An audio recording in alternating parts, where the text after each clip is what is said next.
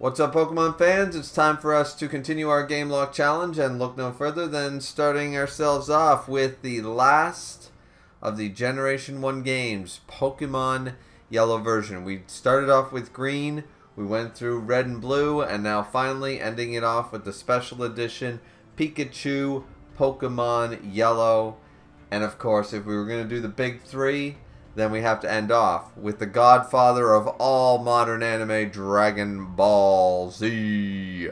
So, there we go. So, we're doing Pokemon Yellow Dragon Ball Edition. So, that being said, once again, we have, of course, our GameLocke rules. They are in the description down below, alongside of all of our optional Nuzlocke rules, alongside, of course, the core Nuzlocke rules as well, are all in the description. If you want an in-depth explanation via video, then check out the first part of this series in the Pokemon Green version.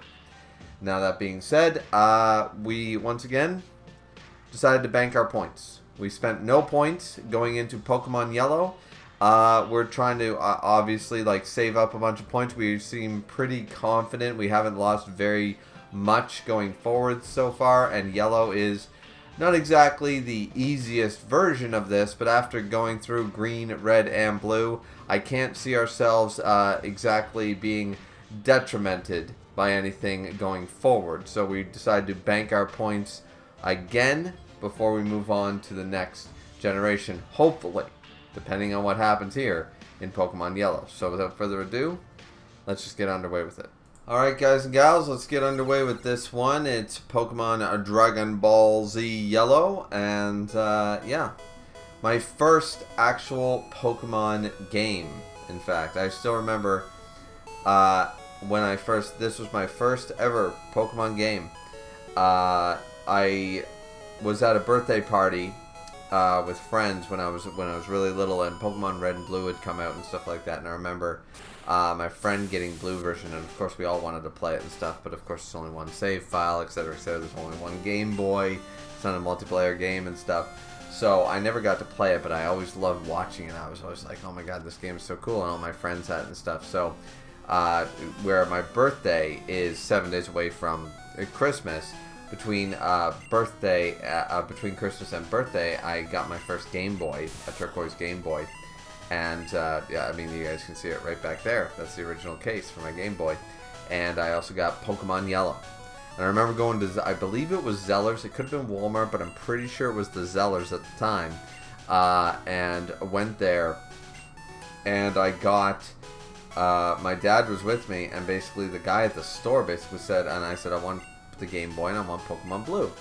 And they're like, are you sure you want blue? Yellow's the brand new thing. Like, Yellow just came out. Like, yeah, you sure you don't want the special Pikachu edition? You know, if you love the anime and stuff, you're going to love this game. And I remember the guy literally in the electronics department was selling the idea of Yellow, and my dad kind of convinced me a little bit there. Memory's a little foggy on how that went down, but I remember I went in there with the intention of buying blue, ended up getting Yellow, and it ended up my first Pokemon game, and I loved it to death. Of course, it was my first experience with Pokemon. At that point, I already had been watching the anime a little bit, had a few Pokemon cards. Obviously, my friends were into the game, and I had a couple of the little toys, the little miniatures and the Pokeballs. But yeah, this was my first Pokemon game. My brother's happened to be blue. My brother actually got blue version. So, and that was about a year later or so. But I mean, the Pokemon fad didn't die. See, they weren't turning out games like they did nowadays. You know, you had like 2 or 3 years almost with a generation of Pokemon games before the next gen was even thought of, right? So, anyways, yeah. So, as far as that goes, that's my introduction here to Pokemon Yellow. It was my first game, and of course, I definitely do love it. I love this game. And here's where, of course, we end up with a Pikachu. Professor Oak caught us here our Pikachu. And it's the Pikachu we're going to use. Probably not going to end up using it unless bad things happen, so to speak. Yeah. And also, sorry guys, once again, still, I know it's been a few weeks, but I'm still semi-recovering. And I sort of zigged when I should have zagged. There's been a lot of shoveling going on lately and stuff like that. And I do my breathing exercises, but I do not recommend concrete and your ribs or back or your organs, anything. So here's where we do get our Pikachu, by the way. And we end up spinning the wheel, and it's named Gohan in the end. Gohan. So even if we were to use this Pikachu, we could not evolve it into a Raichu. And I wouldn't edit that in anyways, because that would destroy the spirit of the Pokemon Yellow Pikachu. If you were to use this particular Pikachu, I would argue you have to keep it as a Pikachu. I wouldn't force edit it. I wouldn't, force evolve it in the Poke Editor or anything like that. If I choose to use it, that's where we would go with it, right? So, because I believe the Eevee and the Pikachu here do get a little bit of better stats, better IVs. Definitely a better move pool by Pokemon Yellow than Red, Blue, and Green. So, also, yeah, I just brought up the rib stuff because I sort of slowed down there in my speech, because once in a while it's a little too much, and I sort of lose all the air in my lung, and then it just sort of, it's like, and that's it. Like, that's all you're getting. You're getting a puff of smoke out of me. So sometimes I have to slow down on the commentary and pause for a quick sec. So if you guys will bear with me with that one, I've been a lot better, as you guys can tell in the reviews and stuff like that, I hope. But every once in a while it does still rear its ugly head. So there we beat our rival with our Garp the Dratini. Obviously, this is our first instance of trying to train up a very strong Pokemon who's going to absorb a lot of EXP. Now, here is a Pidgey that we caught, but we were ineligible to catch, so we won't be counting it. It was named Bulma, however, but we weren't eligible to catch it. Now, this Nidoran male was eligible to catch, and we named it TN based on the wheel. So we got ourselves a Pidgey and a Nidoran. Once again, the Pidgey was never used once I realized I had caught a Pidgey. And this is where I started really keeping track, because it was hard to keep track of the disqualified Pokemon.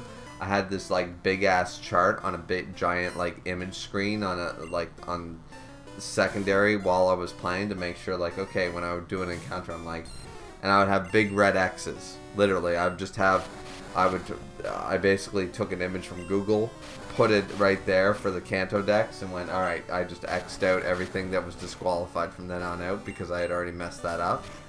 So, yeah. But anyways, going back to Garp here, because we're into our rival battle. Garp is going to absorb a lot of experience. A lot of EXP. Not very strong. Hard to raise, as Lance once again warned us. Now, the flip side of this is that on Yellow version, like I said in Blue, because I already tested this while I was playing Blue version, is that in Yellow version, for some reason, the PK Hex has no problem making Ichibei, Shunsui, any Pokemon down to level 5. Red, Blue, Green ROMs, they do not want that shit. But Yellow will more than happy to make Ichibei a level 5 Aerodactyl and make Shunsui a level 5 Jolteon. So we are eligible to use them, and we are using them. However, this will become a bit of, you guys are noticing already, is that we're not very over-leveled, right? We're like the same level as our rival. A little strange, you know what I mean? Because, of course, we're not only using not just starters, 2 or 3 starters going through the game up until, Surge or almost into Erica, or Lavender Tower at the very least through Rock Tunnel, but now we're sharing that experience across 3 more Pokemon that are eligible, of course, for us now to use, plus Dratini absorbs a crap ton of experience, and so does Aerodactyl to a degree, and Dratini does not showcase a lot of that experience gain for a lot of it. So our levels are going to be much lower than they were on the red-green. You guys are going to see, because I just did this and it was a bit of a struggle. Now we're up here against Brock. And this Brock is a little weaker, which is good for us. This Brock is a little weaker, only a level 10 Geodude and a level 12 Onix.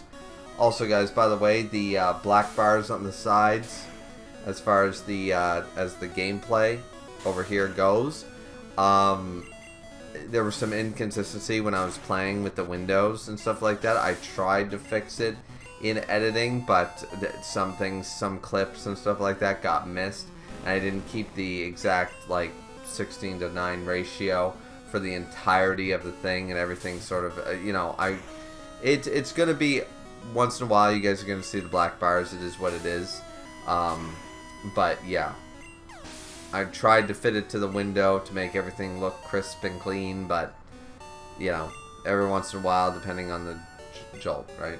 Now, of course, there was the reason I brought that up there, because does anybody ever talk about struggling against Brock? Because yeah, even if we were playing Pokemon Yellow normally, I mean, you have access to Nidorans with Double Kick, you have access to Mankey with Courage Up Low Kick, you have access to a Butterfree. You know, you're not gonna lose to a level 10 Geodude. So now here's one of the really cool additions to Pokemon Yellow is, of course, Jesse James. So we do face off against Jesse James, and we start off by burning their Ekans right away, but they're already level 14, same level as us. And if you notice, normally we jump out of the Brock fight and we almost immediately, in green, red, and blue, we've evolved 2-3 Pokemon by then. You know, last time we evolved Crocodile, Itachi, and Kampachi all before our rival battle. Here, we're in the end of Mount Moon, and we just got Crocodile to level 15. We haven't evolved anybody else by the looks of it, and now we have to fight level 14s. We're like, from a level scale perspective, this is working out a lot better, but obviously we're a little bit further behind because now we have to share all this experience, and it's taking us a lot longer to get to those levels, to grind those levels. Like, by the time we go to Cerulean, we're not going to be over leveled. You know what I mean? Like, last time we were kind of a little bit over leveled. We had level 21s up against level like 17s. It's unlikely to happen here because we haven't even gotten our first evolution. As you guys can see, it's all 14 and 13 in Mount Moon alone. Because, of course, we have to share the experience across 6 Pokemon, but at the same time, I believe Ichibei is absorbing a little bit more than a starter or a Pidgey would. Plus, once again, Garp. Now, Garp's great and stuff. Like, you raise him up, like, once again, Lance said, hard to raise, harder to train, but legendary power if you put in the work. So we'll see. We'll see how that goes. Now, we do get poisoned at the very end by the coughing, but we do end up beating the Ekans, the Meowth, and the coughing here of Jesse James without too much incident. And immediately level 16 for our Crocodile there. So we, just as we were talking about that, we are going to evolve our Charmander into a Charmeleon right away. So that's pretty cool.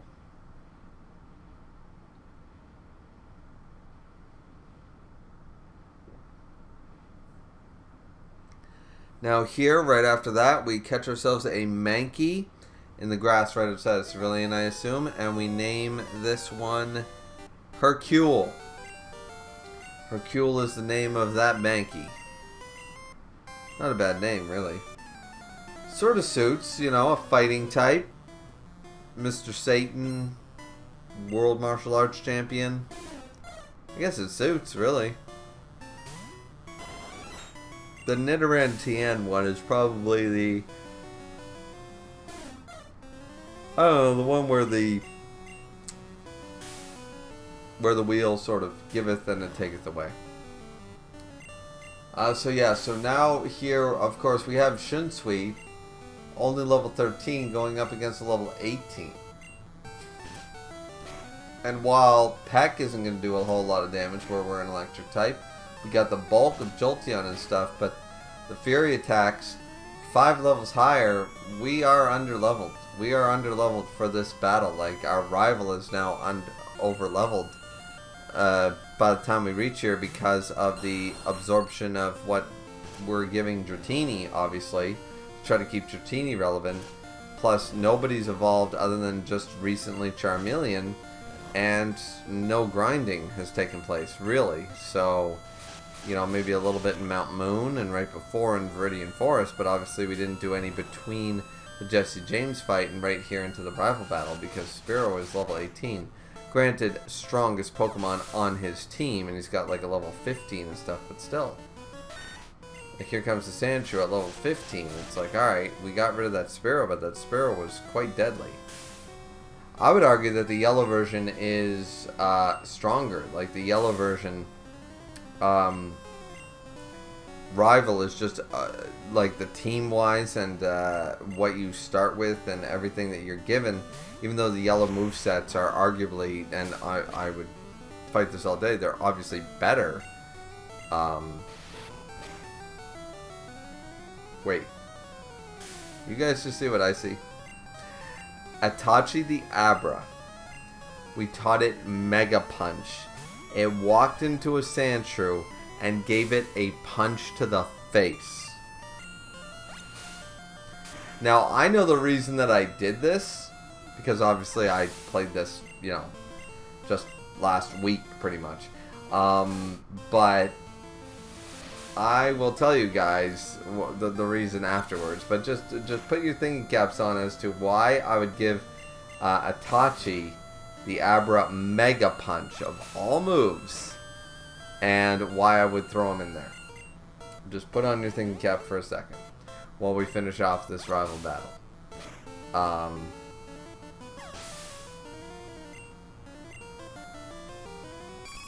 But yeah, so Kenpachi here is basically going to sweep the rest of this, we hope, because of course the Sandshrew.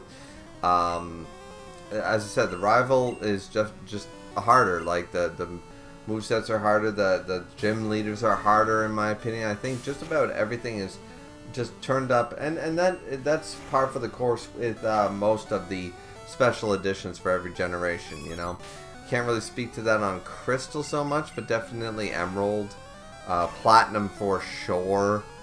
You know, and I would argue Yellow's right there. Like, it might not be completely noticeable because they also give you all 3 starters, things like that, but Yellow is still definitely got its difficulty spikes in certain areas that is much different from Red and Blue.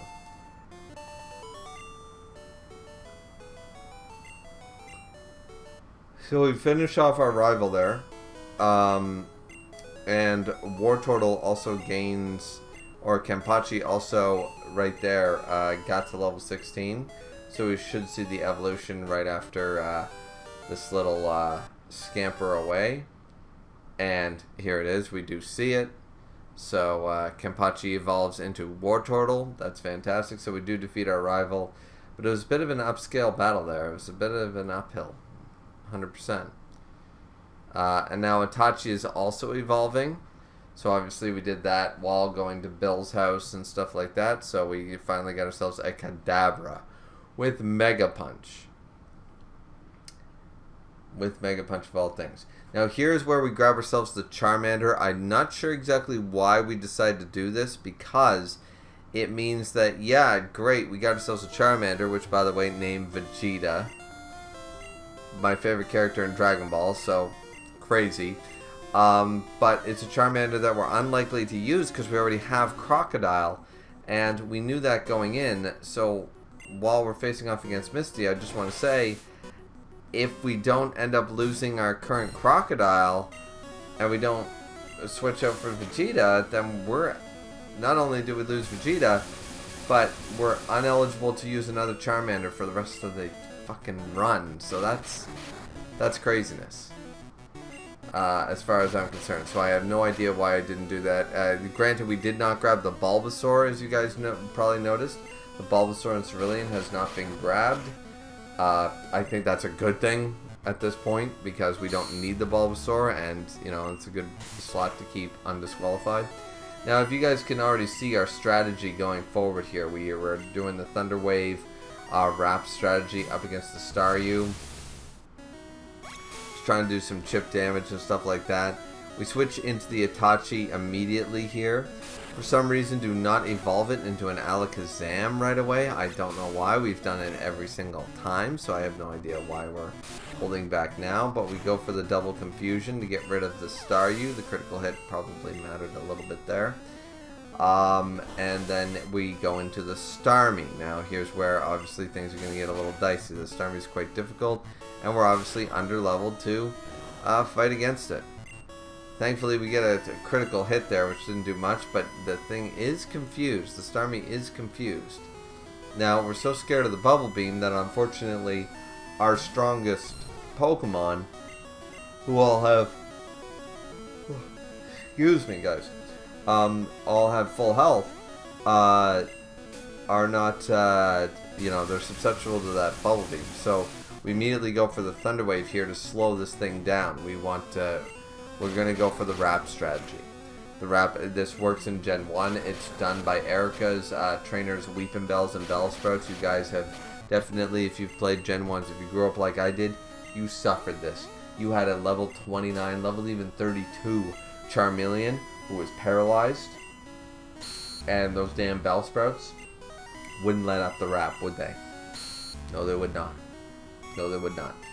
They would Wrap, and they would Wrap. And they would Wrap. And the Ekans did the same thing.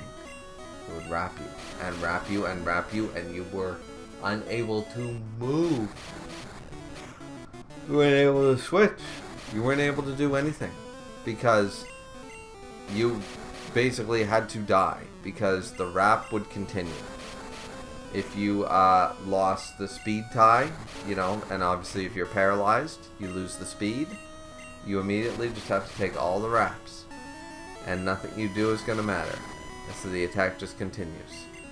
But this is what we're doing right here, up against this Starmie. We are finally using the cheapest thing that came out of Gen 1, the cheapest strategy out of Gen 1, and we used it to fruition so that Garp could defeat the Starmie on his own. Good for Garp. Good for Garp. I mean, Itachi assist, but still, good for Garp. Garp got that.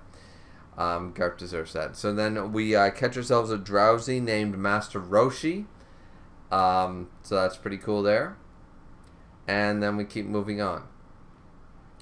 Now, before we get underway with this rival battle, I will say, if any of you did guess, I didn't forget, if any of you did guess why did we teach the Abra the Mega Punch, we are not making a physical Alakazam in Gen 1, in a Nuzlocke, of all things.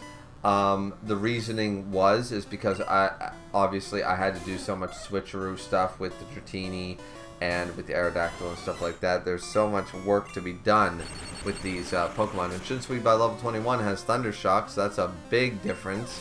Beating out that Spearow, by the way. But yeah, teaching it Mega Punch, a move that we were unlikely, we hadn't taught it to anything in 3 gens, or in 3 games, so I thought by the 4th game, it's something that Abra can do to defend himself.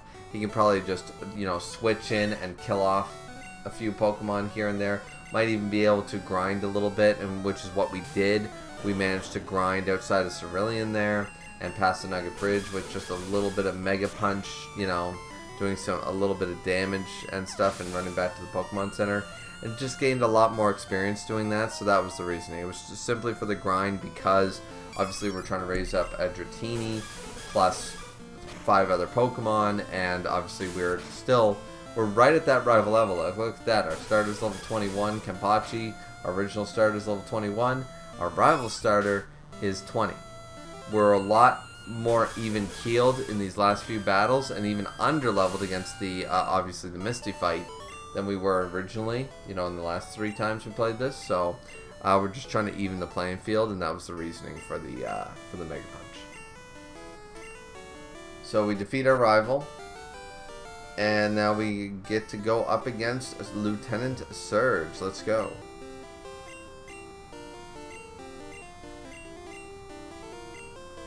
Now this Surge is, I would argue, way more powerful. This is one of the most dangerous gym leaders right here, because all of a sudden you go over the SSAM, level 28. This thing spikes from a level 20 Eevee to a level 28 Raichu. So the speed rises, goes for the growl. We've got Dig. We think we can do this. Level 21, we only get half.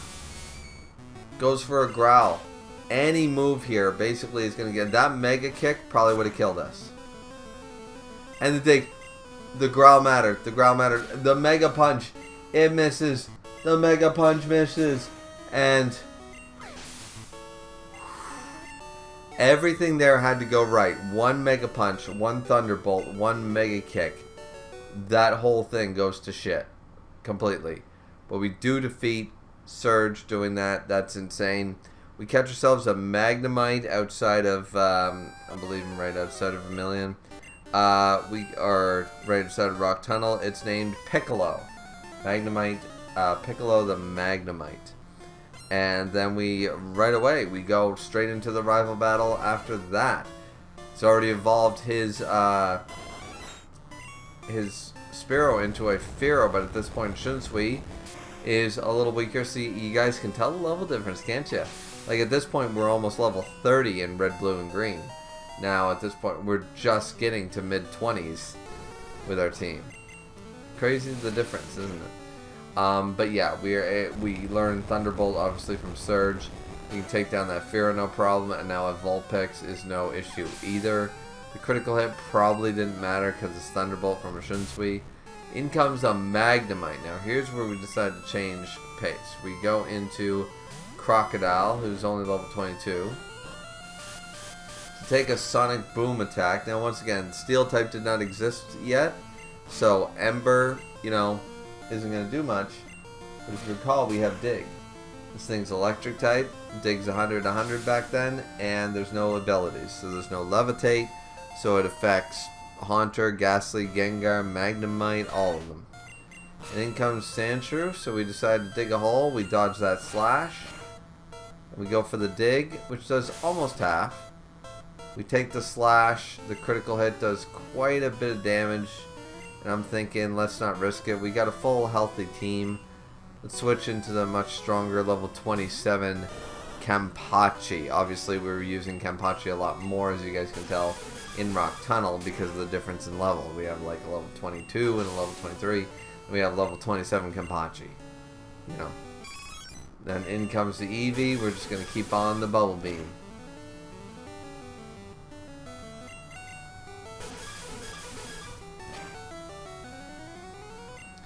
Now, I was going to say the special, the critical hit definitely mattered because that Eevee special is nothing to slouch at. Would have taken 3 Bubble Beams from level 27 Kampachi to take it down. But the critical hit happened, and now we're definitely coming into our own a little bit more. Our Pokemon have evolved. We're getting our type differentials, you know, with Thunderbolt and stuff like that. And here we're going up against Jesse and James. Unlike all the other versions where we fought Erica first because we were already in the 30s, now we went through the Rocket Hideout first like you're technically supposed to. This time because we're going up against Jesse and James. And in comes Garp, still level 24. We taught it a good move in Body Slam. And gets the paralysis. But still, there's a lot of work to be done with Garp. You gotta evolve to... evolves at level 30, I believe, into Dragonair. And move pool wise, even Dragonite, like, it's TM heavy. It's so TM heavy for Dragonite to be a really viable Pokemon in Gen 1. So, yeah. And in comes the Meowth. So we're just going still for the Body Slam tactic. Doing a lot of heavy damage. Body Slam has been working for us for a while now.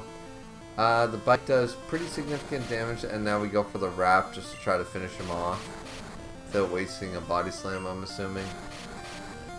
And the 3 Wraps take down the Meowth. All that's left, of course, is the Ekans. So we go for the Body Slam. It's going to take at least 3 by the looks of it. The Poison Sting. No poison, though. Yep, 1 more should do it. But that glare is definitely... ouch. That means they can't poison us with that Poison Sting. So we'll take the paralysis over the poison. And we sweep Rocket, or Jesse James. We sweep Jesse James with Dratini, with Garp. Pretty cool there. Now we go up against Giovanni. So let's get into this battle. And he sends out an Onyx. This is a little bit of a different team, just like all of them are. A little bit of a different team here. We go with Crocodile at level 26, so he hasn't. He's leveled up, but still, Kenpachi was stronger. We've gone through 2 routes and an entire rocket hideout, and he's still not as strong as Kenpachi was during the rival fight. Like, this is what I'm saying. There's a lot more experience when you're trying to spread out that experience, and you're giving a lot away to Dratini, who's just a massive, like, sponge, you know what I mean? So, but yeah, we're doing the dig tactic up against all the rock types. We're doing a little bit of ground type work instead of going straight for the water typing, because obviously Kenpachi doesn't need the levels. Crocodile does. With the, with dig, it's working so far. That's 2 out of 3 of Giovanni's Pokemon, and brings out, of course, instead of the Kangaskhan, has a Persian. Just like the anime and stuff like that, right? And I love Persian. I would have loved to use a Persian at some point when it's viable compared to the other options available. But you never say never. I mean, this Meowth is available in more than just Gen 1 games, so there's always the possibility we get a chance to use a Persian.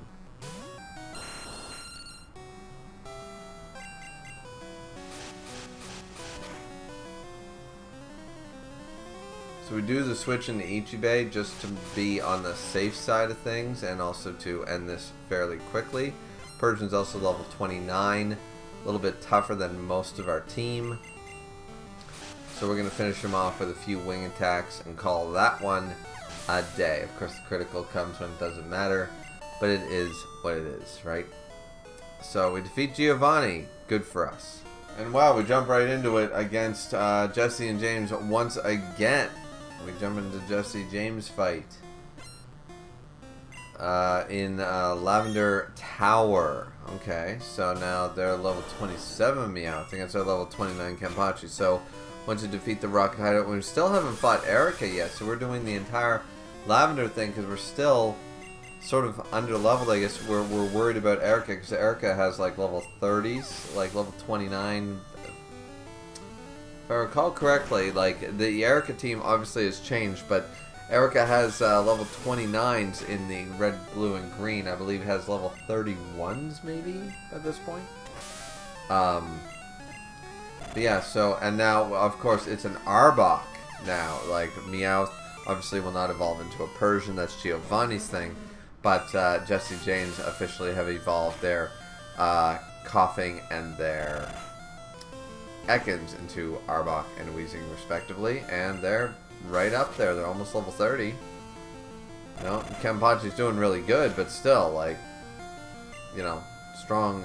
If a self-destruct were to happen right now, you know, from a certain Weezing, I'm pretty sure that we were taking liberties there, because I don't know if he's got it or whatever, but we just reached level 30 after all that.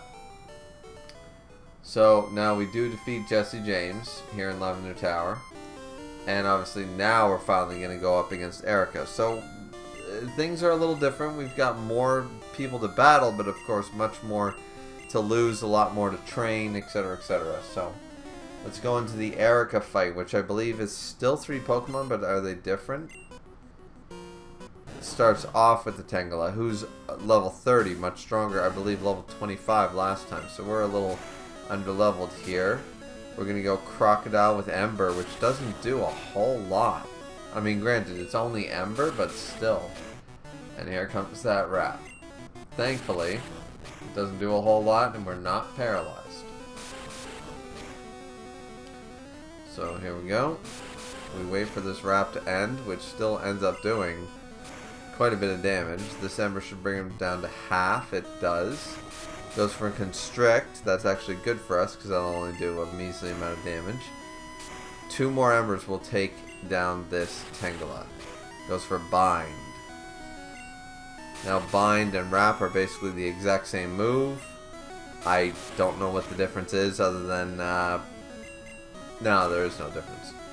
So then, boom, there we go, Ember. There probably is an accuracy thing or something like that. Crocodile did grow to level 28. That's pretty good.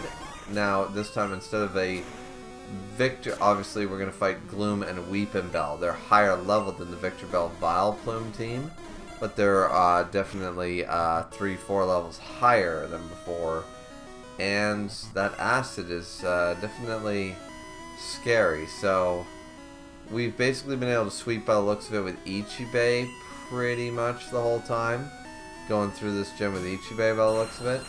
So even a paralyzed Ichibei, we're going to go in and we're going to take the Razor Leaf, which is going to do, you know, neutral damage. But with that critical hit, we're like, never mind, fuck that.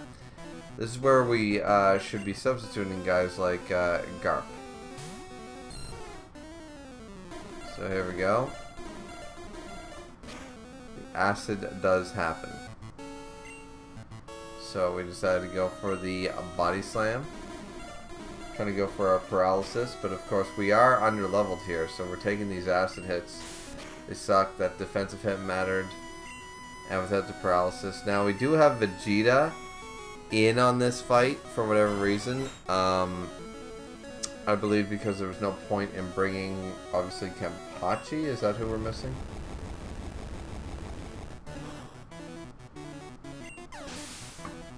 Not even a weakened Shunsui, but at level 30, a Thunderbolt should do quite a bit. It does. We take out the Weepinbell, and then a level 32 Gloom now we have to deal with. So we're just going to go straight for it. We're like, alright, still the Petal Dance strategy, just like the Vileplume. So it's going to be weak against weak sort of idea. You know, the grass typing. But our Thunderbolt's doing quite a bit. The Thrashing About is only doing, well, we can get one more Thunderbolt off, but I don't know. And it's enough, so it doesn't matter. We don't have to make any hard decisions. The critical hit is over, and boom. But yes, we pulled Vegeta for this one because obviously we didn't need And now this is where Dratini finally evolves. Garp evolves into it from a Dratini to a Dragonair. This is big. Here halfway through the game. Alright, so now we have a Dragonair. Now we end up catching ourselves a Ponyta named Trunks. Ponyta named Trunks. Okay. Now we're also into the Safari Zone. And lo and behold, we find ourselves a Chansey. Now this is the hardest Pokemon to catch in Red, Blue, Green. And one Safari Ball. One. Done. So I call this thing Fat Boo. I don't even spin the wheel. This thing is Fat Boo. This thing is Fat Boo because it deserves that title. Then we get ourselves a Cubone named Pilaf. And a Gloom named Videl. And yeah, so we end up cleaning up quite nice in the Safari Zone with quite a few options in case the worst should happen. But yeah, going forward, that was crazy. Crocodile here finally evolves into a Charizard. So that's really goddamn good. And our Kenpachi, of course, shortly after, evolves into a Blastoise. I think as a result of bringing Blastoise, bringing Kenpachi to so much and having to, through the rock tunnel stuff and not using him at all, that was a factor. But now we are, of course, in our rival battle in Silphco. So here we go. We only have, by the looks of it, very few left on the catching compendium for the disqualified later, if we get that far, because now we are Garp level only 36 up against the level 38 Sandslash. Now of course we have Surf from the Safari Zone and stuff like that. We haven't fought Koga, nor have we fought Sabrina yet, obviously. And surfing a Sandslash, let's do it. Okay, so he got rid of the Fearow by the looks of it, and he went straight up with the Sandslash. Good on him, double surf, gets rid of him. Now to Magneton's turn. Of course, Magneton doesn't really scare us because we can body slam him, do decent damage. The supersonic is a problem, but once again, the thunderbolt and stuff doesn't affect Dragonair, so we're not that worried about it. Takes the tackle, we break through the confusion both times, get rid of the Magneton. Alright, see, once again, the resistance of Dragon cannot be underestimated. Brings out a level 37 Ninetales. But of course, we have Surf. And we break through that confusion after all that time, so boom, here we go. We're level 36, and we are sweeping this damn team. Dragonair with a decent moveset and enough time and investment. I mean, look at this. Doing quite well.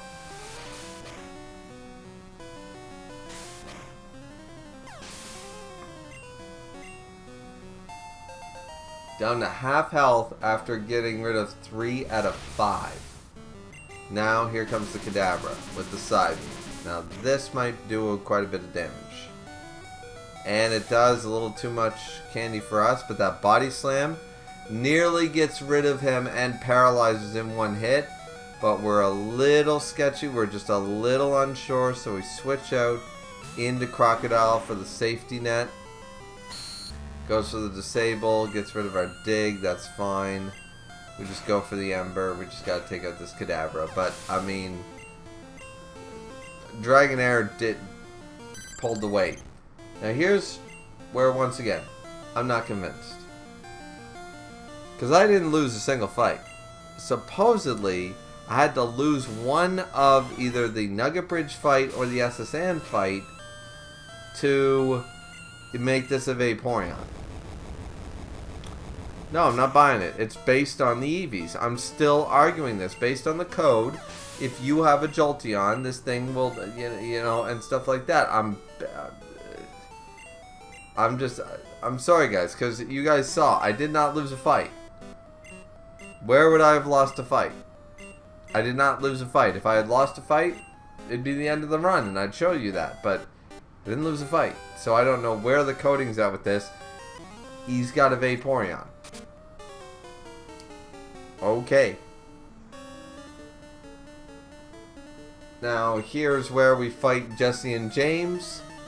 Once again. I believe this is actually the final time we fight Jesse and James. Sad, it would have been kind of cool to have them like side by side in the Giovanni gym, you know. That would have been kind of cool. But yeah, so we're gonna have to beat up on them. With Dragonair and stuff, of course. But yeah, that Vaporeon shit, once again, this is why I'm not convinced, because I've done that multiple times on different Nuzlockes and different games, and I know, like, I haven't died and saved and redone it or anything like that. No, I've played through the game, won every fight, never lost a fight, and then all of a sudden it's like, oh, he's got a Vaporeon. I'm like, alright. You know. So I don't know how that would have happened. Might be a glitch with the PK Hex editing or something like that. Maybe I clicked something, but yeah. He should have a Jolteon. He's got a Vaporeon. I don't know what to tell you. It means he won't be, he won't have a Gyarados, obviously. He sticks with the Magneton. Because he had the Magnemite. That's the whole reason he carries the Magnemite, because you lose a fight. And I'm just sitting there like, hi. But yeah, so we beat up on Jesse and James without any issue there. And now we go up against Giovanni for the second time. Fight Nidorino like normal, but Garp is still in here. Alright, so we're fighting him with a team. We didn't bother to go back and heal, obviously. After, we obviously healed after the rival fight. We went back to the nurse's station, came back to fight Jesse James. But now we're like, alright, we're pretty confident here. Let's just go into it and beat up on Giovanni, apparently. Now, with the Body Slam Paralysis, it makes this short work, and we defeat the Nidorino. In comes the Persian, straight up into, I don't know why we switched, why not the Body Slam? We take the Payday, go for the Thunder Wave. 2 levels lower, I don't get the reason. Because we easily could have just kept going for body slams, and if we got it, great.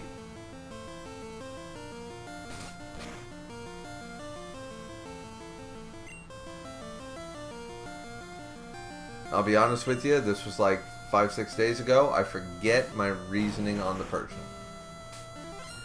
Then we switch into Kenpachi, who's just gonna destroy. Because look at this moveset. He's got Earthquake. He's got Ice Beam. He's got Surf. He's Kenpachi the monster. Boom. Just Earthquake him to death. Get rid of him. Garf's done enough now. Now it's time for the big boys to just do their thing. Surf him. And once in a while, as you guys can tell, the animation did not take. I don't know why. It's very strange. The strangest thing, once again, is the Vaporeon thing. I don't get that, but Nidoqueen, yeah. See, look once, and then the Surf sometimes shows up. It's very, it's the emulator. The emulator has issues, but level 41, so we're still a little bit under leveled for right here, right now, and now we've got to deal with this. So, boom. There we go, level 39. And we defeat Giovanni. Now we go up against the Karate Master. So we still have 4 gyms left to do. Like, this is how extensive it feels. It feels like yellow. Sorry guys, just gotta move a little bit. Forgive me. Oh. Oh yeah. Gonna feel that in the morning. Alright, so yeah, it just feels like it's a little more extensive for whatever reason. But yeah, level 37 Ichibei up against the Fighting Dojo. We defeat Hitmonlee, and then we're gonna go straight up and defeat the Hitmonchan with our Ichibei with Fly, as we always do. Actually, for the last time, because if we successfully do this yellow run, we will be leaving Kanto behind for now. We'll be into the Johto region. So, we lost. And, or, no, we didn't lose, or they lost, sorry. Oh, I lost. Now we go up against Koga. So we're going to fight Koga. We're going to do this in order, obviously. We're going to face Koga first. We probably did quite a bit of grinding, or we battled all the trainers up to this point. Not that much by the looks of it, because we're still level 39. We're not even level 40. But we're going in with Kenpachi, because it's super effective, obviously, against Venonat. But level 44, we weren't able to do much against that. And immediately Sleep Powder. Now, of course, we have eligible access to the Pokeflute. This was Sleep Powder. We're going to just do it again. Yeah, because this Koga has like 3 Venonests and a Venomoth. It's very annoying. And the Sleep Powder will not... Like, Sleep Powder is not this accurate. I'm just saying.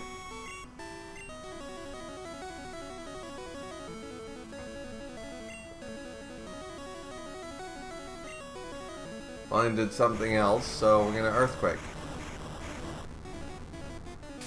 Due to the poison typing, it's super effective, but it's gonna take 3 hits to kill, so quite a bit, and that's the opening Pokemon. Here's a level 46 Venonat to deal with. Now let's pray for a crit. Nope. It's going to be 3 hits no matter what. X attack on the Venonat. Go for a second Earthquake. It's going to bring him down to a 3rd. Or not even. Goes for a second X attack on the same Venonat. So we don't end up actually so far taking any damage. We healed up from the Sleep Powder. Now we've killed a level 44 and a 46. Granted, they're Venonats, but still.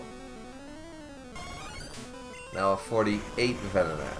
Like, we are severely underleveled. We are almost 10 levels underleveled. And Kenpachi, I believe, is our strongest Pokemon. I don't believe we have a single Pokemon at the 40 yet. Kenpachi would be the first one here. And Surf does a lot more than Earthquake, so I'm like, okay, what have I been doing? So we go straight for the Surf against a level 50. We're 11 levels lower. We get Toxic. We immediately go for the Surf, though, because we have full HP. Let's just see how much it does. That's a problem, and we're poisoned. Alright. So now we decide to just go for different moves to see what sticks. Hits us with a level 50 Psychic. That is devastating, and then we realize because it's a critical hit. Okay, so we bring this thing down to half. We don't end up freezing it. We're poisoned. We gotta switch. We can switch into just about anything against a Venomoth because Psychic's gonna do what Psychic does. So we immediately switch to Shunsui. This thing goes for Toxic like it knows we're gonna fucking switch. So we are Toxic, but we get a Thunderbolt off with full HP. We only need one more. So depending on what this thing does, goes for Double Team. We immediately like, no, we don't have any move other than Swift. We need to go for Thunderbolt because only Swift can hit these things if we let that go. So we immediately go for the Thunderbolt. We hit it. We get to level 38. We're still very under-leveled. We need these guys to be like level 45 at this point somehow. I don't know how. The scaling on yellow version is definitely more off than it was on red, blue, green, yellow. Or red, blue, green, sorry. In yellow version, the scaling is definitely off. Because now we're going to go up against Sabrina, who has 3 level 50s. Count them. 1, 2, 3. Granted, team's a little easier as a result because we are dealing with Abra, Kadabra, and Alakazam. So we immediately go for the Recover on Itachi. We go for the Mega Punch. You guys thought that would be the last you saw of Mega Punch. We go for the Mega Punch up against the Abra to do heavy damage unexpectedly. And he went for the Flash and lowered our accuracy, but still the Mega Punch and the Side Beam, it worked. So now we, unfortunately with that Flash, we, we can't risk it. We gotta switch. So we switch, we take the Psy Wave from Crocodile, but we're 13 levels below this thing. So we can only do like one attack. It goes for an X defend just as we're about to slash too. So we give him the slash. It does over half. We decide to go for the second slash. We go for it. We get it because we went for Kinesis. And we hit it. We get level 38. Now in comes the Alakazam. A level 50 Alakazam when we only have level high 30s. 1 level 40. This is what I'm talking about. Like, we did no grinding, and look at the situation we're in. Yellow version is harder. I'll always say that. Yellow version is harder. So we switched into Kenpachi, assuming that he's going to do something. He goes for the X defend, so he did have a chance there to do a slash, but you never know. Then he goes for the Reflect. Thankfully, we went for a special attack instead of a physical one. We went for Surf, just to see what type of damage it'll do. Not very much, given the high special of an Alakazam. So now we know we want to go for something different. Either freeze his ass with Ice Beam or go totally physical.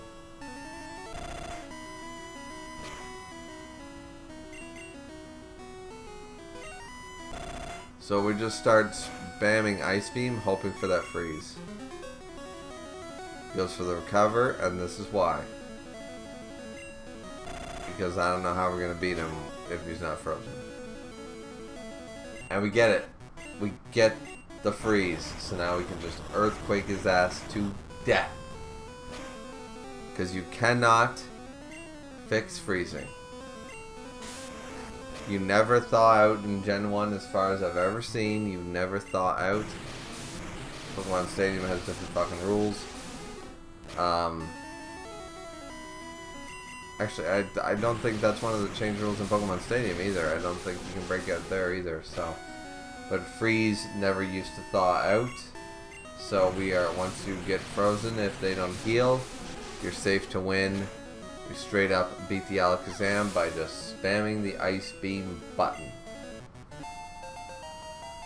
And we grew to level 40. We're still only 10 levels below the obvious what we need to be beating gym leaders, but alright. Alright.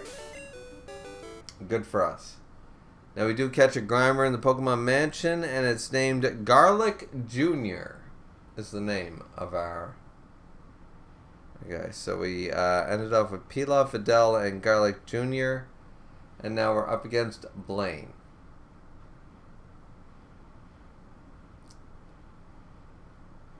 For some reason the Blaine fight is muted. I don't know why. I believe... Oh, right. I did encounter a slight audio issue. Small audio issue when it came to this. So I will attempt to... Yeah. You guys can see my cursor moving around. So I try to fix this. I don't know if I do. There it is. Yeah, so it's immediately fixed. I had a slight audio issue there, and I start mixing around with the stuff. Things were muted on the computer that shouldn't have been, and when I got into this battle, I said, oh shit, like, everything's still muted, and I ended up fixing it. So yeah, slight audio issue there. But there's the fix. See my little mouse cursor moving around and fixing it. So we decided to go Ichibei here against the Ninetales just to show off our Hyper Beam.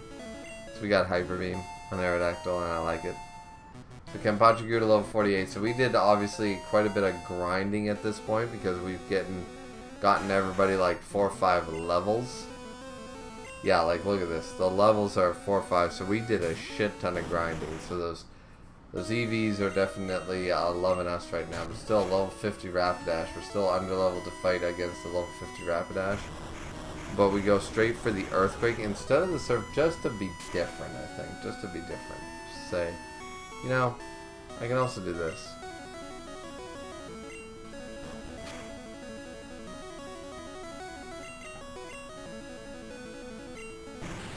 Stomps us, we flinch, so then we immediately go for the Surf. So we get rid of the Rapidash at that junction. In comes an Arcanine. Level 54. And you tell me that yellow's not harder? Alright. And this thing is just as powerful and has Reflect. A reflecting Arcanine. Wow. This thing is even tougher than every single other one, but still to this day, Blastoise 4 times in a row has not been able to one-shot Blaine's Arcanine. Just craziness to me. Now, as I said, we do not fight Jesse and James a final time. Our final time was in Silphco. We do not fight them a post-final time in the... Excuse me, guys. 8th gym. So now we just go up against Giovanni, who has a level 50 Doug Trio to greet us. Immediately goes for the sand attack. We miss our Surf. We have to go for a second Surf. Let's hit this Doug Trio where it hurts. Boom. With a critical hit, we take him down. Level 49. It was crazy that we've barely been in the 40s for all of 5 seconds. Now we're trying to get our team up into the 50s because look at that, level 53 Persian, we are so underleveled. Now we're Itachi, who's, as I said, an Alakazam at this point. Just spam Psychic, you know, because Psychic is neutral, basically it's the neutral powerful attack. Because it affects basically everything.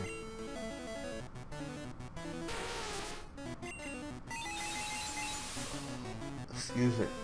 My god. So tired. So tired. But, Psychic up against the Nidoqueen. You know what's sad? I'm tired from lazing around. Like, I've been working, you know, a little bit here and there, and I'm trying, but, like, I was working, you know, 48, 54-hour weeks, and now I'm down to, like, okay, 32 hours, you know what I mean? Like, I'm going to work, but I'm taking it easy and stuff like that, so I just feel like I'm more tired by not working than I am, you know, from lazing around and trying to rest my muscles, rest my back, and get back to, you know, back to peak physical form, you know? Crazy. I also, this is my favorite ride-on sprite, right there. It's such a shame that we have to get rid of him, because my favorite ride-on sprite is right there. So goddamn cool. So bloody cool. But with that, we defeated, so Blaine, Giovanni, both of them went down. Nothing to worry about. And now we go up against our rival. For the second to last time, it seems.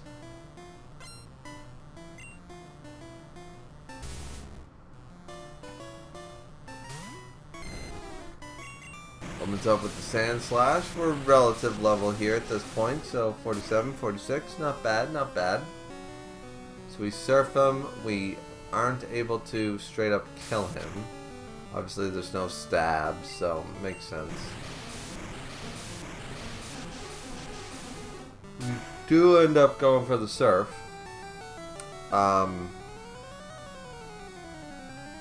And the critical hit, of course, didn't matter.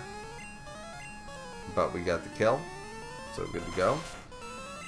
And now an Execute. Here's where we taught Fire Blast to Garp. A one-hit KO. So Garp's 2-0 against our rival so far. What else you got? Brings out the Magneton. Alright. Let's just do the Fire Blast, even though it's not going to be super effective, but he gets the burn. He gets the burn. We get, he takes damage from the burn. We get supersonic. At this point, it means I really do want to switch out, just because I don't want to play that confusion, take too much damage hit game. I don't want to take that chance. So we move into Itachi. 47. Supersonic fails, still gets hurt by the burn, and a Psychic will do quite a bit of damage here. Should actually take out a Magneton, even though Magneton's bulky and stuff like that. Yep, there we go. Like, specially wise, like, I believe Magneton's no slouch there. But Itachi grows to level 48. Rival brings out the Ninetales. We go straight for the Psychic, we outspeed it. We're going to do at least half. No, we take it down in one hit due to the critical. I don't believe we could have taken it in one hit without that.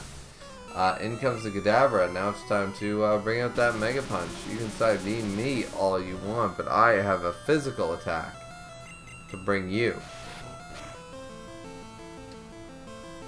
And yeah, with that mediocre defense, 2 Mega Punches from Alakazam will take him out. So, once again, it's a bit of a gimmick, guys, and that critical definitely mattered. But, as you guys can see, it's a fun little gimmick, right? Now, we should have been able to take this guy out this whole time. It's annoying that it missed. Then the paralysis, or not the paralysis, but the, you know, the switcheroo there. Like, it's annoying. So we go for a couple Psychics.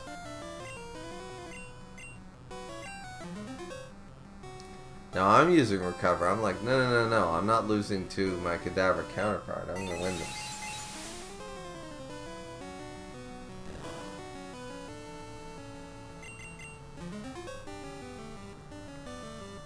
So I go for a second Recover. Get all the way back to full. This thing decides to use Psybeam on me. Now, if I get a Mega Punch off, at that range, it's not going to kill.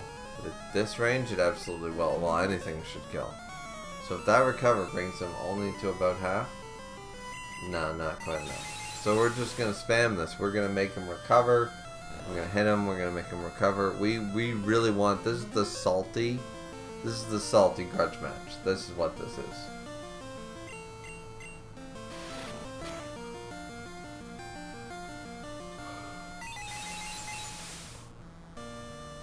So we bring out the Mega Punch, followed by a Psychic, but then we Psybeam him, and we finally do win that due to the Mega Punch once again. Guys, Mega Punch Alakazam. He's just ready to hit shit. It's fantastic. We immediately go for the Psybeam up against the Vaporeon, who shows up. Again, sort of a bulky Pokemon from what I understand. Both special and defense are quite high. So we're like, alright, screw this. Let's switch out into something that can't really hurt. Of course, water resistance. Kenpachi goes for the acid armor, which raises the defense incredibly high, which we're going to notice here the moment we do strength. Then we go for the earthquake, which is 20 more hits. And as you guys can see, goes for another acid armor. So realistically, we need to bring out Shunsui and just Thunderbolt this thing to death. So at this point, it's raising up its defense so goddamn high, we gotta go for the specials. So I say, alright, at this point, it doesn't matter what's gonna happen. Goes for Mist. Shrouded in Mist. Ain't gonna matter when I Thunderbolt his ass. The blank screen that I'm Thunderbolting is a Vaporeon. Trust me, ladies and gentlemen. Trust me. Was Vaporeon. Now officially defeated. So, there we go. So we do beat up on the rival.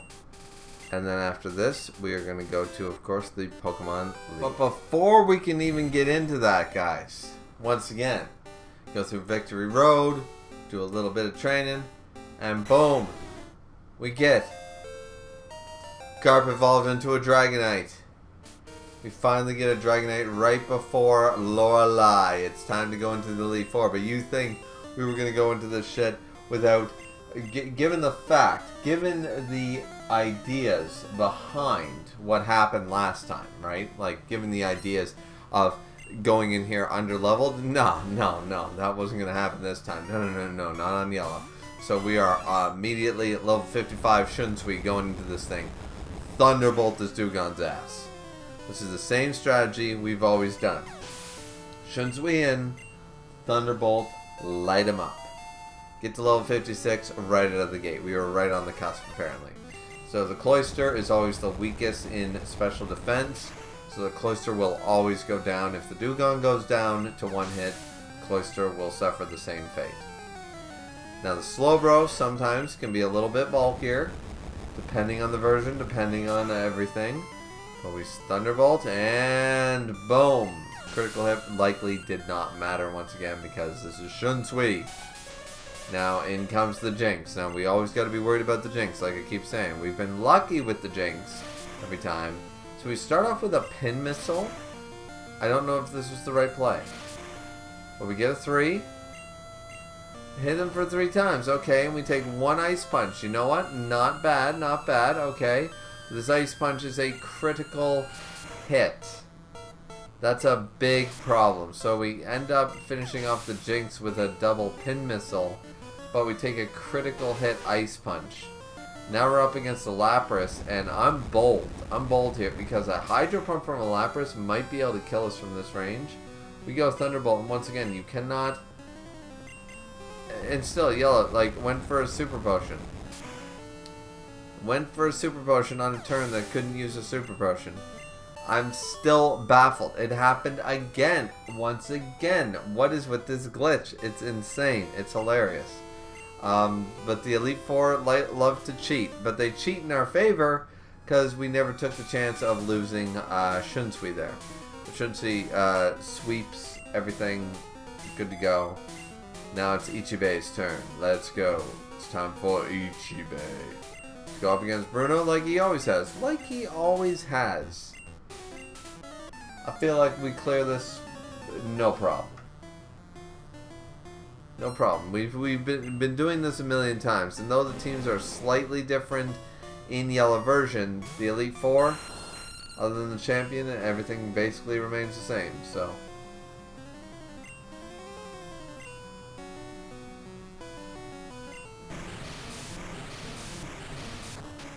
Now this time, we don't have Fire Blast.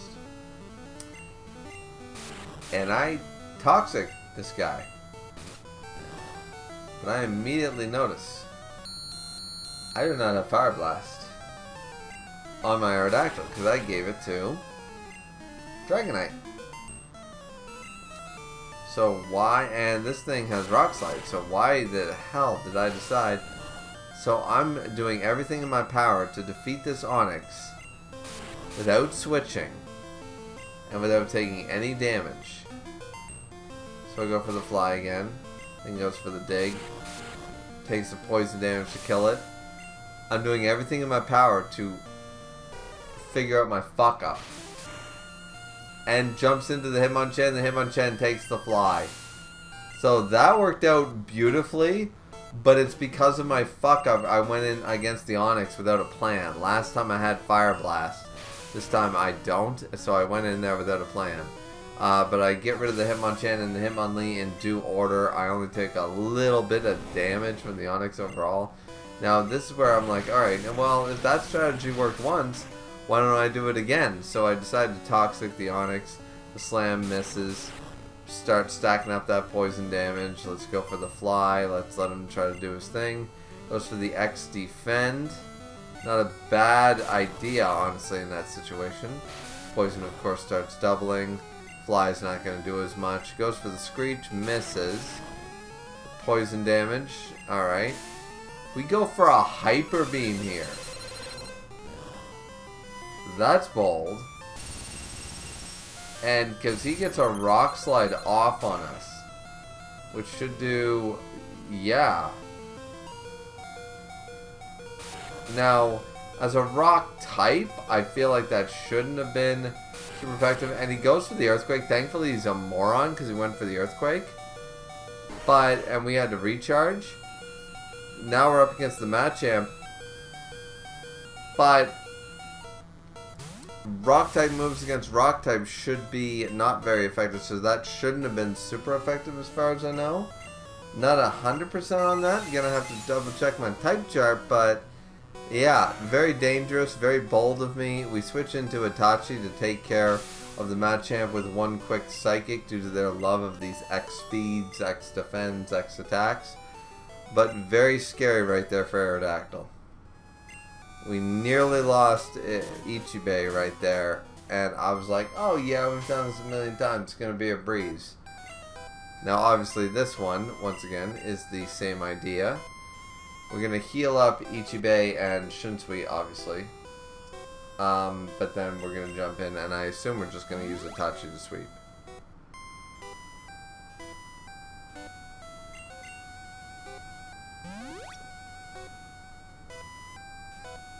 And I know you guys are looking at me like, what do you mean assume? You know the outcome. You did this 3 days ago. I'm like, yeah, I did. I really did, you know. But I'm trying to keep you guys entertained here, you know. I don't know if it's more fun knowing that, like, when I just played, like, because I played this last week, and I'm recording right now this week, you know what I mean? So, I'm unsure whether I like the idea of, after I've recorded, played the game, edited really, you know, in one big long day. And once again, it's all because of my back injury. I have all this time on my hands, you know what I mean? I can only clean the kitchen so many times. But I wonder if I enjoy it more, sort of surprising myself on why I do things after the fact, like the GameLocke, or I'm preferring the GameLocke here. I'm not sure. You guys let me know what you think. Do you guys like the idea that I'm like, I record it and then I don't, and by the time I edit it and then re-watch it for YouTube purposes, it's been, you know, a month or two, so I'm not fully aware of exactly who I got where, why I did what, etc. Like, are you guys, do you like that format where it's still somewhat of a surprise to me? Or do you like the idea that I sort of am sitting here and be like, yeah, I know everything I did last week, you know? So, yeah, here we go. Psychic on Arbok. I mean, I try not to spoil, obviously. I don't spoil anything that will or will not happen, but I also have to hype myself up, you know what I mean? And obviously, Itachi's just sweeping this entire Agatha team. This is why we had the opportunity to talk this commentary, because Agatha is now sweeped. Now we go up against Lance. Let's see how we do up against Lance.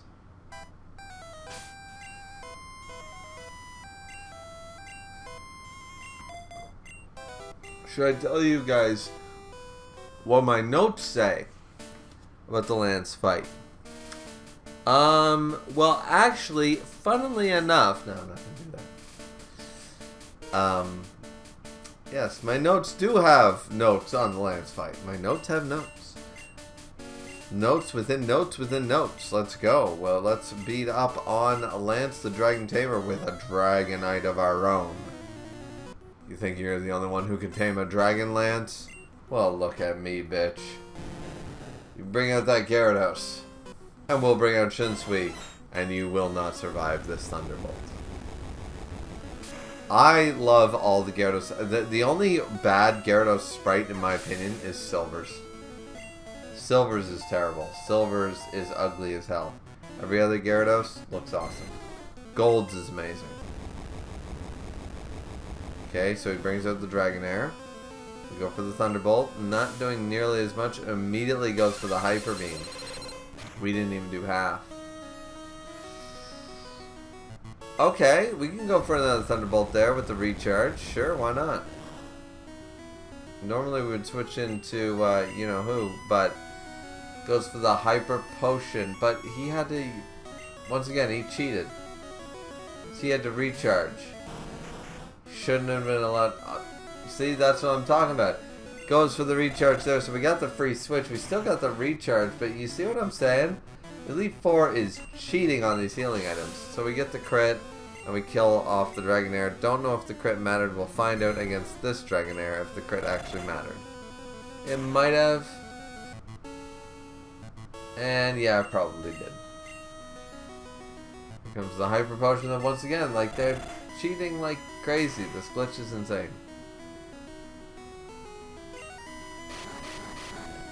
It goes for wrap of all options, and it's only because it's a crit that it did 10 damage. Goes for the wrap. It's faster than us, so obviously it's gonna. We immediately get the Ice Beam off though, like, so it's a speed tie obviously. And now in comes the Aerodactyl. We're obviously gonna go for the Surf. It's gonna outspeed us, hit us with the Hyper Beam, but as long as we survive that. Critical hit, Hyper Beam. My god, that's 2 critical hits. Lance, what are you doing? I was joking about checking my notes here. Like, god damn it. And we do sweep the Aerodactyl there, but now we're dealing with the Dragonite, and yeah, I'm just like, fuck it, max potion him, because I don't want to switch. I don't want to deal with that shit. Potentially, I suppose we could have pulled Garp out there. Goes for a Thunder, and I'm like, oh shit. Hit that Ice Beam, please. Because we're 6 levels lower. The Ice Beam just barely doesn't hit, and thankfully never hits the Thunder. I'm not convinced a Thunder from a Dragonite would have killed us in 1 hit without a crit. But I don't know. I didn't do the calcs. That was really scary. Whew. Ending off Gen 1 like this is just like, oh wow. You know, like, Lance is dangerous. Lance can be dangerous with moves like that, you know what I mean? We got really lucky. We got really lucky that he never hit either one of those Thunders. The fact that we managed to get the switch in, you know, with the recharge and stuff like that, like, there's a few things. I mean, he got lucky too. He got a crit Hyper Beam and stuff, but still. So we're restoring all the PP. We're doing all we can right there. And an elixir. And here we go.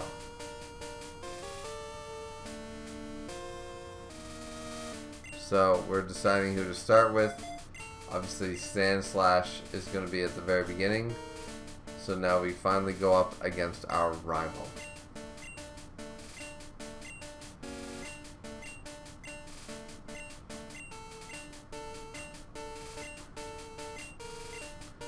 Here in rival villain territory. me adjust myself for this one because... Oof. Oh, Nelly, this is going to be a big one. So here comes in Garp the Dragonite. I believe it's the first time we've seen Dragonite all a game. We've been obviously using Garp a lot. But in he comes, strong, against a level 61. Surf, 1 hit. Alakazam.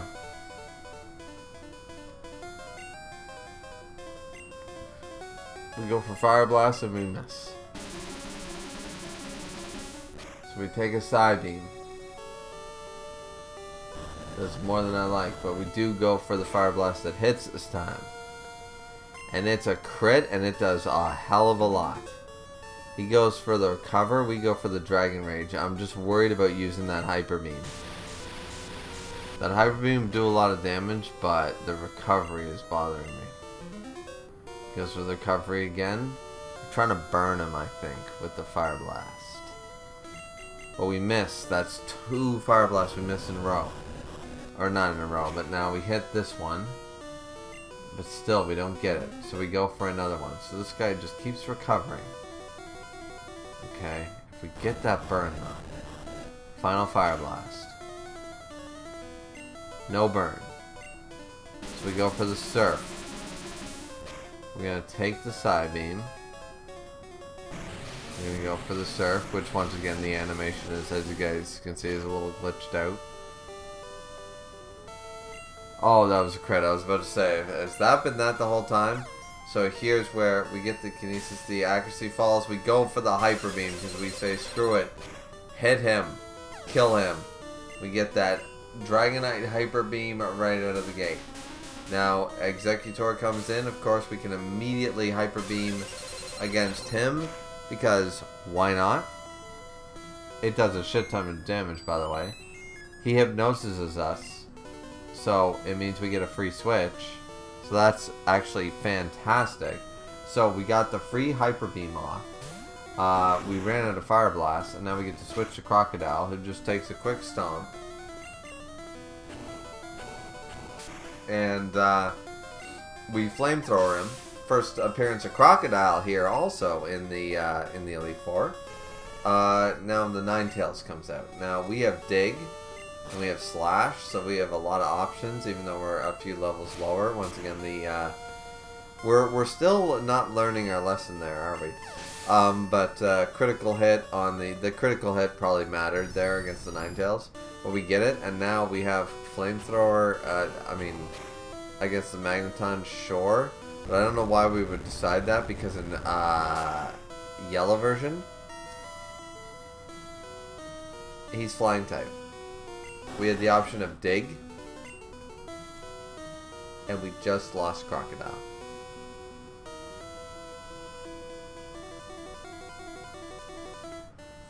Fuck us.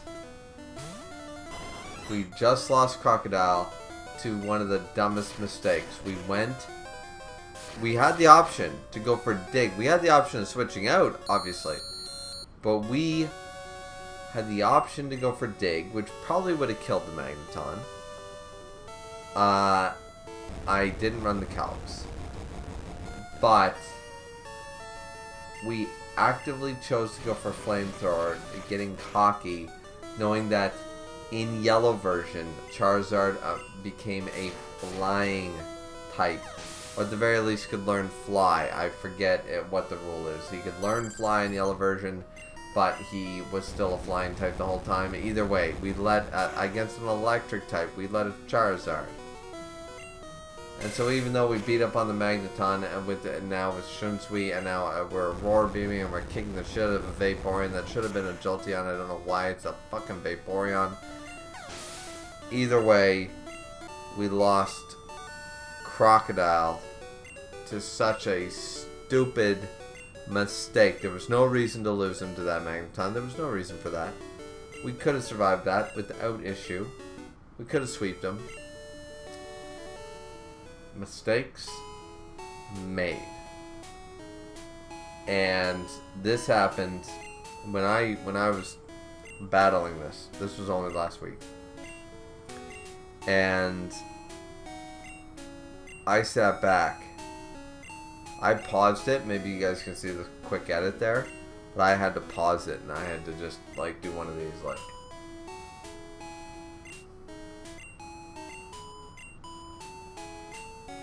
And I sat there like that for about 3 minutes, and I just was like, did that just fucking happen? Did I just lose a fucking Charizard to a Magneton because I went for a Flamethrower over Dig? Because I didn't switch out?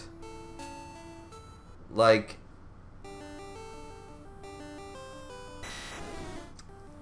Wow. So we end off Gen 1. We do complete Gen 1. All 4 games have been completed. However, we ended on a super sour note by losing. There he is, Crocodile. Plus, here's the great kicker. Not that we have an option for another Charmander for a while, but we don't have an option of grabbing another Charmander ever again. We only have the option now of grabbing a Charmeleon, who we could not evolve into a Charizard even if we wanted to. Because Charizard would now officially be disqualified as of dying, and Charmander, as being in the box, as Vegeta,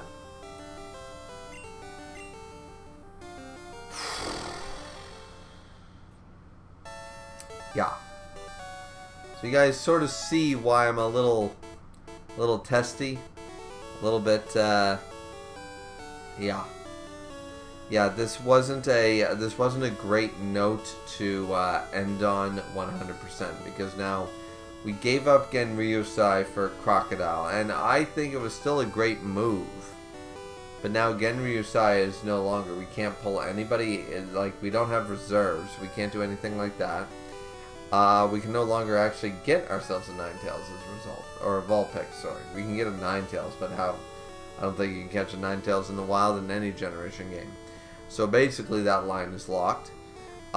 We also gave up Ponyta, because we caught Ponyta here in this actual run, Trunks. So we don't have Ponyta or Rapidash capability anymore. We don't have Charmander, Charmeleon, Charizard. We have Charmeleon, but how the hell are you going to get one? Yeah. This one is... That's a huge loss from a fire, water, grass, like a core. That's a huge deficit, and we have options, but, and once again, you don't need a fire type. You need a fire type move, you know, like Fire Blast and stuff like that. But wow. Either way, ladies and gentlemen, there is the end. We did successfully do Pokemon Yellow Dragon Ball Anime Edition. So guys, after I bitch, moaned, and complained enough about my own damn fault losing Charmander there, or losing Charizard, I should say, Crocodile, it is what it is. It sucks, but we go into this one with only 1 point. Obviously, we go into Gen 2 now with our heads not exactly held high because we lost it to such a stupid mistake. But it does happen, but I mean, that is part of the Nuzlocke sort of idea, is that mistakes happen and you have to recover from them. So we have an empty slot to fill going into Gen 2. Hopefully it's filled very quickly. But that being said, we still have a very solid roster and stuff going forward. So I hope you guys all enjoyed this edition of the GameLocke Challenge. Don't forget to like, comment, and subscribe. And I believe I already mentioned everything while the credits were rolling. You know what I mean? Definitely very disappointed here. But I just sound like a head coach of a sports team. Like, absolutely reprehensible behavior. You know, I expect better of my players. And, you know, I got to be a better coach. And, yeah, we're just going to do better on both sides of the football. You know, I guess that, you know, I'm getting that tone even from myself. So I'm sorry to sound so fucking pretentious. I really am. But anyways, that being said, hopefully you guys find the humor in all that, and we'll see you guys back here next time for when we start. Obviously, Gen 2, I don't know if I'm going to start with gold or silver. Obviously, crystal will be the end one. But obviously, I have a choice to make. Do I start with gold or silver? Not sure yet, but if you guys want to have any say in that, leave a comment. Maybe I'll check those out before I get started underway. So, yeah. Thanks, guys, for watching. See you next time.